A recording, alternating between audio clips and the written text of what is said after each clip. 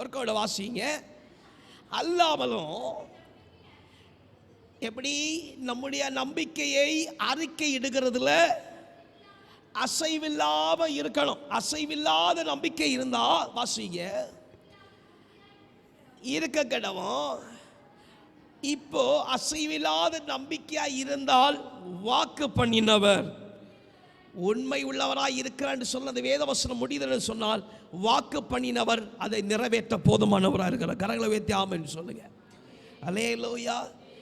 அசைவில்லாத நம்பிக்கை உண்டாயிருக்குமானால் அந்த அசைவில்லாத நம்பிக்கையில் அறிக்கை பண்ணும் பொழுது வாக்குத்தத்தம் பண்ணினவர் அதை நிறைவேற்றி தருவார். அல்லேலூயா.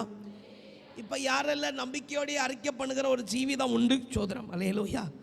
அதுலேருந்தே போவோம் இல்லையா? யாரெல்லாம் நம்பிக்கையோட அறிக்கை பண்ணுகிற ஜீவிதம் உண்டு.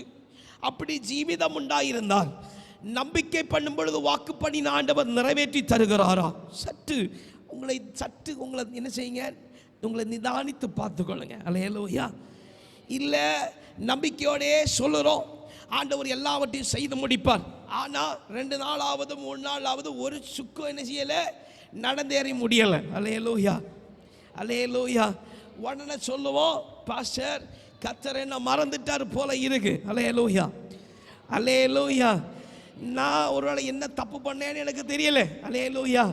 அவை செய்யறதெல்லாம் செஞ்சுட்டு சோதரம் கர்த்தர் மேலே பாரத்தை வைத்துட்டு சொல்லப்போ செய்யாத காரியத்தை எல்லாம் ஆண்டவர் சமூகத்தில் வச்சிருவோம். அல்லேலூயா. யாருக்கெல்லாம் புரியுது? புரிஞ்சவங்க பாக்கியவான்கள். அல்லேலூயா. அல்லேலூயா.